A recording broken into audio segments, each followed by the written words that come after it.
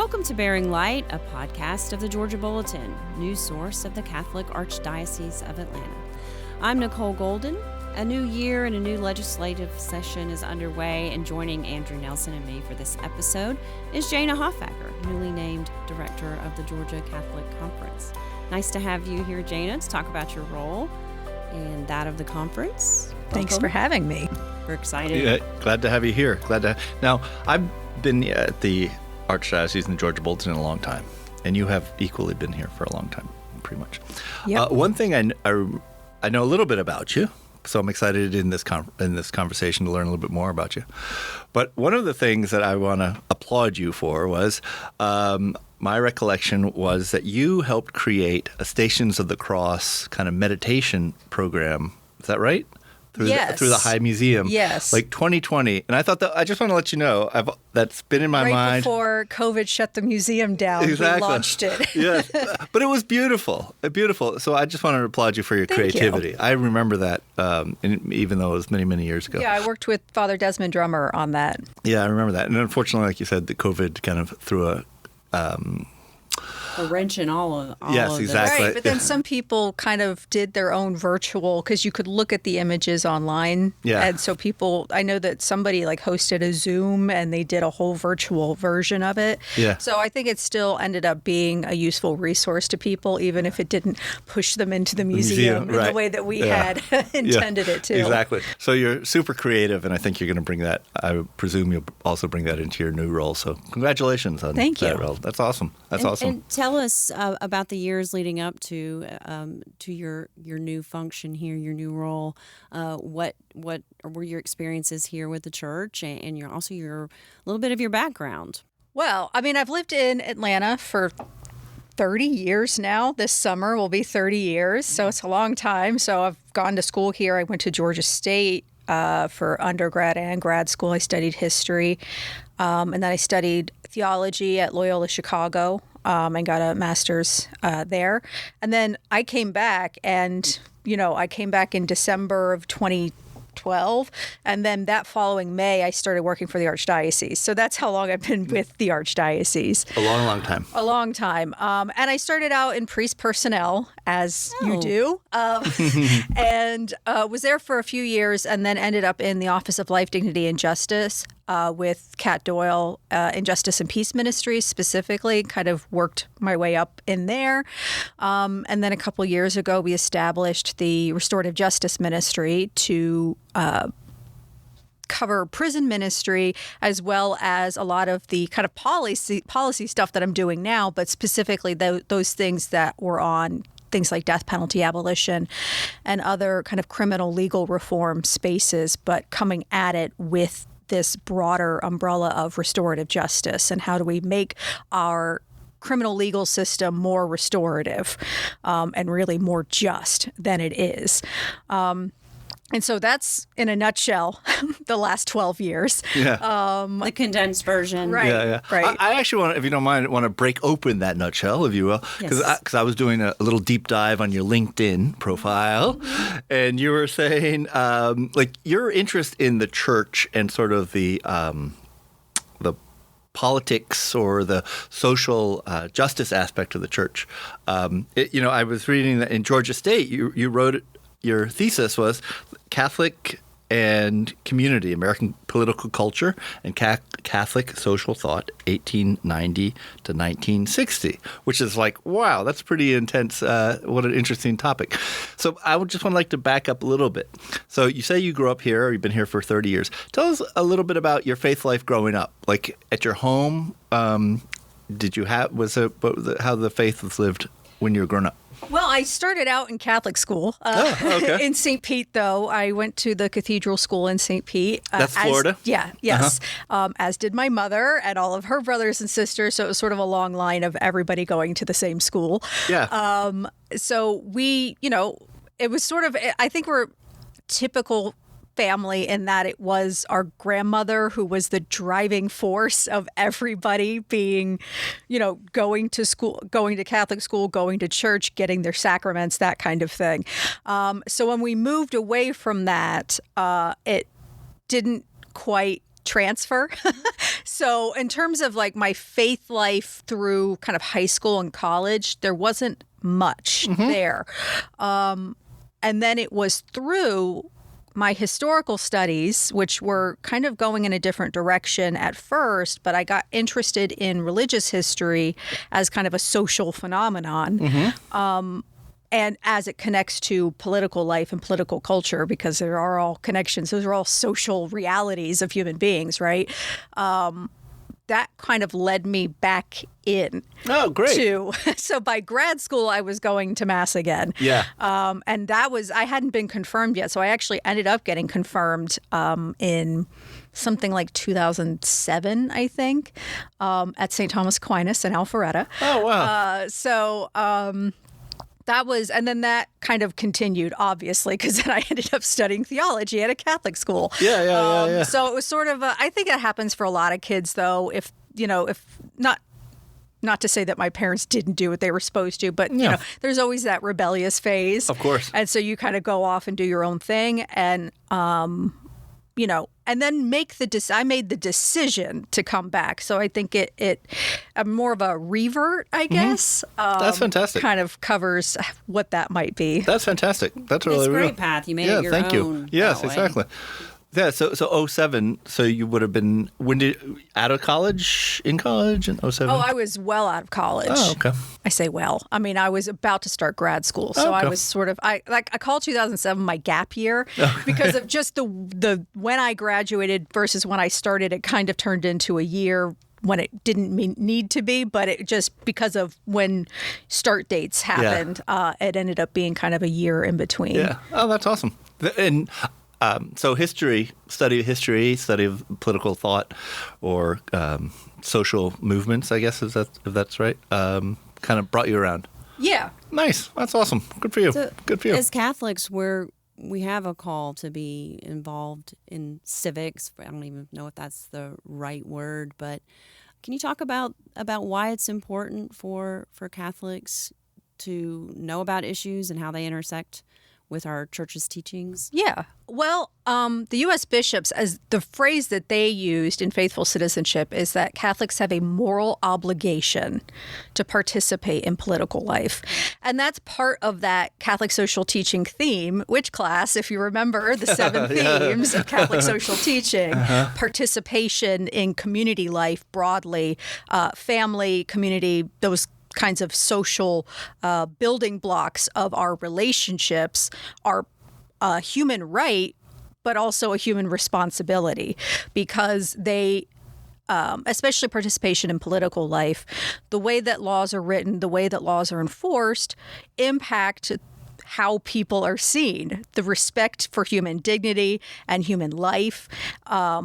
So because of that, we need to be involved in how those laws are written and enforced. It's not about kind of forcing a sort of theological, bent to our laws. Mm-hmm. It's about having this ethical commitment because of our beliefs that we want to be able to instill that in the way that our social contract plays itself out.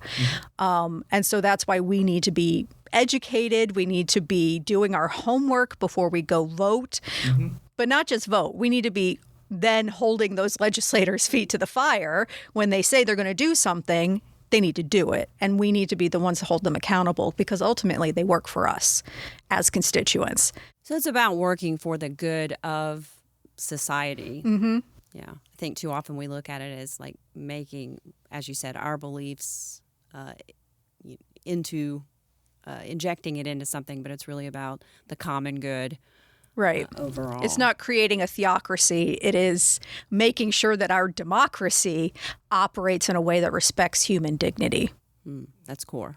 Yes. Right. So Georgia Catholic Conference, maybe some have not heard Georgia Catholic Conference. They don't know what is the function of the conference. So most states, not every state has one, but most states have a Catholic conference. And what the task is of that conference is to represent the bishops of that state. So it's not just the archdiocese, it's in our state in particular, it's the Archdiocese of Atlanta and the Diocese of Savannah. So to represent the bishops and the people, the Catholics of those dioceses in that state at the legislature of that state, but also with congressional representatives, so the federal government as well. And really you can get even down into sort of local, municipal, county, not as much at that level. It's mainly at the state level, but it's kind of any area of public policy, which can cover a whole slew of regulations and laws in any kind of given, framework. And so the Catholic Conference director, and if that Catholic Conference has staff, they also help to advise the bishops on public policy, but also to represent not just the interests, because I think that sounds a little too, I don't know what the word is, but it's to represent the values and those ethical commitments of the church in the legislature and with Congress. Yeah, we forget sometimes the local aspects, the very nitty-gritty local aspects that could come into play, but also the federal. When you say Georgia Catholic Conference, I tend to think of Georgia law, Georgia state law, but it's much more involved than that. Right. I mean, for instance, just on the federal level recently, the religious worker visas, that's been a federal issue, but it impacts us locally. And luckily yesterday there was a change in the regulation that, is going to allow us to keep our priests here, hopefully. And so that is a good change to happen. But that, again, is a very, that is a nationwide issue, but that impacts us very local. And we'll be diving into that a little bit in the Georgia Bulletin, but that kind of change doesn't happen without us having connections and raising our voices about it, about the importance of the religious worker visa program and the fix that needed to happen. Right. And our bishops did speak with both of our state senators about the issue. And I know that the policy people at the USCCB worked very hard, both with Congress and the administration, to get this to happen. I know it's early in the state's legislative session, but what are some issues that are maybe of broad interest right now to the bishops, if you could speak to that? And the main one right now, I would say, is education and the school or student scholarship organization. I'm trying to remember what SSO stands for. Yeah. And, making sure that cap is at a place where we can get help as many kids as possible get a Catholic education. Obviously, we have two bishops in the Archdiocese of Atlanta with a lot of Catholic education experience. So that tends to be a priority for them. I know that at the state capitol, the one word that everybody is saying is affordability.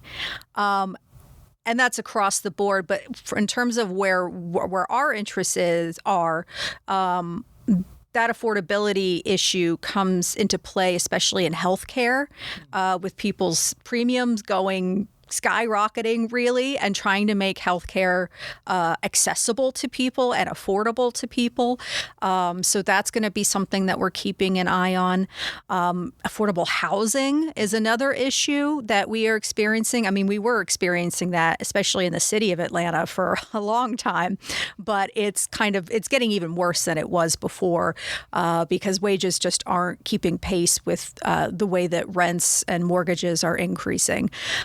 So that's another kind of affordability issue that we'll be looking at. And of course, we're also looking at the justice system and what kinds of things might be put into play there to reform that, to make it more just and more recognizing human dignity in the system. How will you, as director, be keeping voters and citizens informed about the year and throughout the year? Well, we have just created a list for people that they can subscribe to, and they'll have an option to receive a newsletter, which at the moment I think is going to come out every 2 weeks, so a bi-monthly newsletter. And then there is also a list for people to receive advocacy action alerts. So those would be during the session, probably more often, depending on, the issue area. But that would be something where, a bill was coming up to a committee hearing so that people would get an email saying, reach out to the people on this committee, especially if you're in their district, to let them know that you support this bill, that sort of thing. Or if it's going to the floor for a vote, they would get an action alert. So it would be something where they can engage immediately upon receiving the email. And of course, the conference has a website as well. Yes, georgiacc.org. And then we talked about the USCCB's. I think I referenced it as a call to be participating in these processes, but it's really an obligation. What are some resources for people who maybe want to be more informed, don't know how to go about it? Are there resources outside of our local offerings that could help people? Well, I think if you haven't read Faithful Citizenship, Forming Consciences for Faithful Citizenship is the full title, and that's available for free on the USCCB website. I think that lays out the stakes as well as what we are obligated to do as U.S. Catholic citizens and voters, right? So I think reading that is the first step.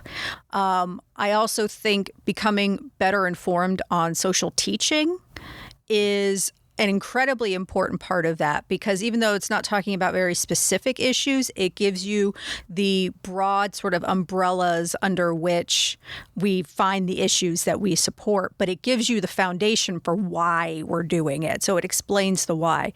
Again, the USCCB website, but also the Justice and Peace Ministries website has information about the themes of Catholic social teaching and what that encompasses, because I think it's all much broader than people imagine it might be. It covers a lot of human life, basically all of human life, really. And so I think being informed on that. And then there are other, if you're more interested in getting involved in particular issue areas, there's a whole slew of kind of advocacy organizations, whether you're interested in the environment or housing or community organizing or whatever else, a death penalty abolition. There's so many different things to get involved in. And that would take me the whole podcast to break it down, to list all of those. I think also looking around for advocacy training. The Georgia Interfaith Public Policy Center, and I just got added to the advisory board for that organization. They do advocacy trainings. So if somebody's never written to or gone to speak to or called their legislators before, it can be very intimidating thinking about how to do that, because you think, oh, this is like, a senator. How am I supposed to talk to them? Well, the reality, like I said, they work for us. So it's nothing to be intimidated by, but going to one of these trainings can kind of give you the process and walk you through how to do it, what to say, what kind of key points you need to get to, and kind of give you the tools to engage in that advocacy. So those trainings will be on their website. And so you can always go there and see when there's one that may be virtual or one that's close to you physically. And that's also something that I'd like to offer going forward with the Georgia Catholic Conference. Probably won't happen during the session because it's a little busy. So maybe starting into the summer, into the fall of this year, I will hopefully start offering some advocacy trainings. I think that would be great. I think, going back to school for all of us would be a good thing. Yeah, I think we got our reading assignment with what was the title of the? Forming Consciences for Faithful Citizenship. Forming Consciousness for Faithful Citizenship. Which originally came out in 2005. And the U.S. bishops keep threatening to revise it. It's a big undertaking. They haven't done it yet, so they just keep writing a new letter at the beginning and then put it out.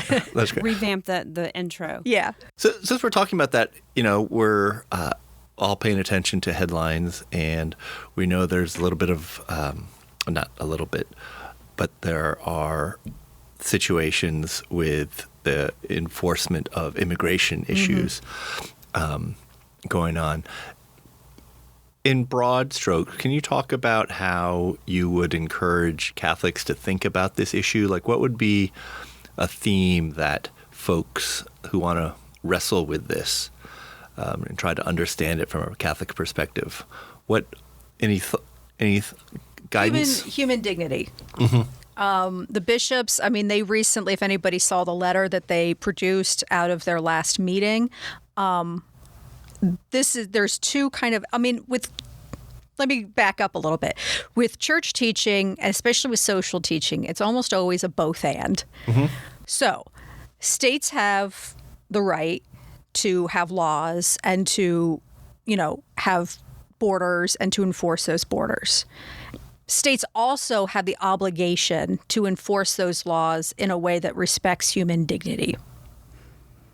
And what we're seeing is human dignity being trampled underfoot, quite literally, in a lot of these cases. So when that happens, the people need to be calling their legislators. And I know that sounds like you're not doing very much, but I can promise you, if everybody actually did that, it does create change. We could see it happen. You need to be calling your legislators and telling them that you do not appreciate the way that people are being treated by these enforcement tactics. And that is completely in line with both what our own bishops in Georgia have said, what the bishops of the province, feel, especially with regard to their reflection on Dilexite, Pope Leo's recent apostolic exhortation, I think. And then in line with what the USCCB has said, it is about respecting human dignity. And that isn't forfeited because someone is here without documents. They don't give that up, right? Right. The human dignity. Human being. Yeah, right. Their human dignity and stuff like that. We're recording this on the first week of the Georgia legislature. So new in your role, you went down to the State House. Yes. Can you tell us what your first day was like as part of in your new role? What it felt like to be there, and kind of who you met with or talked with, or? Yeah. So I've done that a few times, just gone down there for advocacy days and different things like that. So at least I know my way around. It's not very big, so it's not hard to, it's kind of 3 levels and then you kind of circle each one. But somebody told me that it's a little, actually my predecessor, Frank Mulcahy, told me it was like the first day of school. And that is exactly what it was like. It felt like, I could practically smell the new pencils. So a lot of the first day, it's not that nothing's happening, but like nothing's happening in terms of committees aren't meeting and there's no bills getting heard. They're getting introduced, but that's kind of very early on. So it's more that people are kind of back, because we're talking about people from all over the state. So they may not have seen much of each other, over the school holiday, the summer vacation. Yes. And so it's people kind of getting back into touch with each other. So there was just a lot of people kind of milling around, clumping, running into people that they knew. There were already a few advocacy groups there. Usually a lot of people, if they do an advocacy day, the group will kind of meet somewhere in the Capitol if they're lucky to get a room.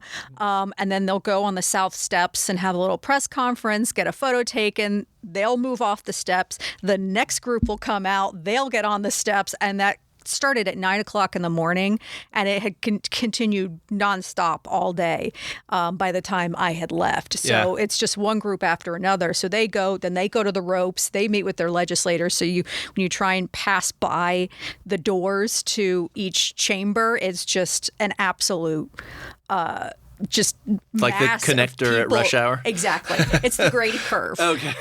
Trying to get around these groups of people that are waiting for their legislator to come out and talk to them. Yeah. So that was kind of the whole day. And I ran into, especially because of the advocacy stuff I've done before, I ran into some advocates from other groups, like the director of the Georgia Interfaith Public Policy Center. And I ran into Rabbi Lydia Medwin from the Temple. So some faith leaders that I knew were there that I had worked with on, for instance, some death penalty issues and some other criminal legal reform stuff.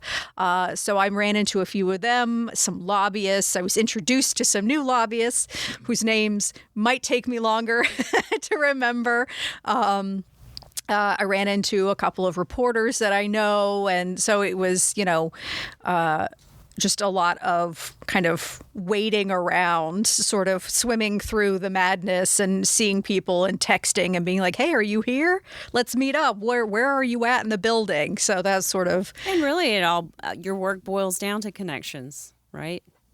Right. Well, everything comes down to relationship in the end. I mean, and I say this because I teach in diaconate formation and I teach Catholic social teaching, and I tell them everything is about relationships, whether it's between two people or between two nations, right? It is relationships.